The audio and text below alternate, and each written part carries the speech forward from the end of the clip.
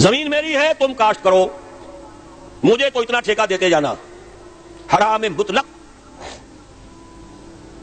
زمین میری ہے تم کاشت کرو، آدھی فصل تمہاری آدھی میری، حرام مطلق۔ میں کتاب شائع کر چکا ہوں اتنی موٹی، اسلام اور موجودہ نظام زمینداری، مولانا محمد تحسین صاحب قدس ذلہ، داماد کلاں، سب سے بڑے داماد مولانا سید محمد یوسف بن نوری رحمۃ اللہ علیہ کی کتاب سنیے اور پڑھیے۔ امام ابو حنیفہ کے نزدیک مزارعت حرام، حرام مطلق۔ امام مالک کے نزدیک حرام مطلق۔ امام شافعی کے نزدیک کھلے کھیت میں حرام مطلق، باغ کے تابع زمین میں ہو سکتی ہے مساقات کے تحت۔ ہاں، امام احمد بن حنبل نے جواز کا فتویٰ دیا اور امام ابو حنیفہ کے دو شاگردوں نے جواز کا فتویٰ دیا، قاضی ابو یوسف نے، امام محمد نے رحمہ اللہ۔ لیکن جو فقہ حنفی کہلاتی ہے وہ تو ہے امام ابو حنیفہ کے نام سے، وہ فقہ یوسفی تو نہیں ہے، قاضی ابو یوسف کی فقہ تو نہیں ہے، فقہ حنفی، امام ابو حنیفہ کا فتویٰ حرام مطلق۔ جس کی زمین ہے خود کاشت کرے یا اپنے کسی بھائی کو دے دے، متعدد احادیث اس کی ہے، لیکن جس بھائی کو دے دے گا اس سے پھر ایک دانہ بھی لینا اس کے لیے جائز نہیں۔ زمین میری تم کاش کرو، نفع آدھا میرا آدھا تیرا، یا زمین میری تم کاش کرو، میرے لیے سال میں اتنا پیسہ دے دو، اس مسئلے کی وضاحت کریں۔ ڈاکٹر اسرار احمد نے کہا کہ حرام مطلق ہے، گاؤں دیہاتوں میں تو سب اسی طرح زمین دیتے ہیں۔ ڈاکٹر اسرار احمد بہت اچھے بڑے اسلامک اسکالر تھے، لیکن یہ مسئلے میں بہت بڑی غلطی کی ہے۔ صحابہ سے اس کا جواز ملتا ہے، حدیثوں سے بھی اس کا جواز ملتا ہے، انہوں نے اس کو سود کہا ہے، سود کا کوئی لینا دینا نہیں۔ بھائی زمین آپ کی، آپ کرائے پہ دے دیں اگلے کو، تو اس میں کرائے پر اجارہ تو شرعاً سب کے نزدیک جائز ہے، اس کے ناجائز ہونے کی کوئی دلیل نہیں ہے۔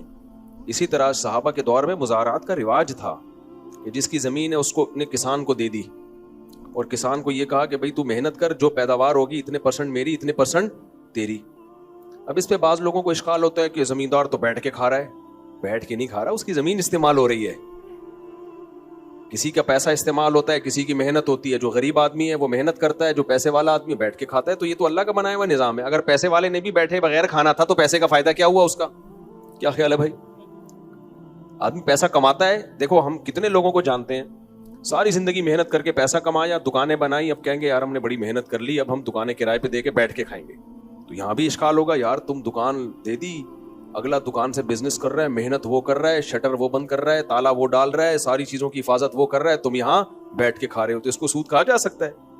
تو جیسے دکان رینٹ پہ دے کے لوگ بیٹھ کے کھاتے ہیں، تو ایسے ہی زمین بھی رینٹ پہ دے کے بیٹھ کے کھانے میں شرعاً کوئی قباحت نہیں ہے، اس میں کوئی حرج نہیں ہے۔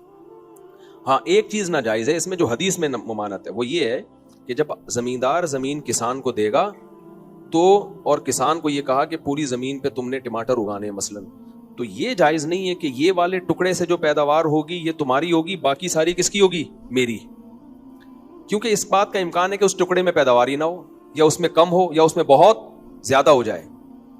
تو جتنی زمین دی ہے اس پوری میں شرکت کرنی پڑے گی بھائی، ٹوٹل جتنی پیداوار ہوگی اس میں اتنے پرسنٹ میرا، اتنے پرسنٹ تمہارا، تاکہ پیداوار کم ہو تو دونوں کے پروفٹ میں کمی ہو، پیداوار زیادہ ہو تو دونوں کے پروفٹ میں اضافہ ہو۔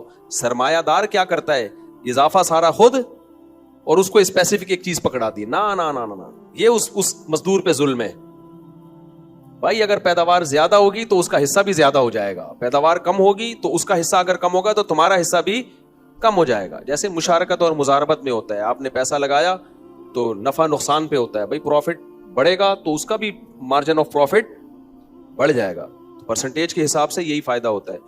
تو زمین مزارعات پہ دینا بھی جائز ہے، یعنی کہ ایک کی زمین ہو اور دوسرے کی محنت ہو، اور پیداوار کو وہ لوگ پرسنٹیج کے حساب سے شرکت کر لیں، اور کرائے پہ دینا بھی شرعاً جائز ہے کہ آپ زمین دے دی بھائی مجھے کرایہ چاہیے اس کا، جیسے مکان کرائے پہ دیتے ہو آپ۔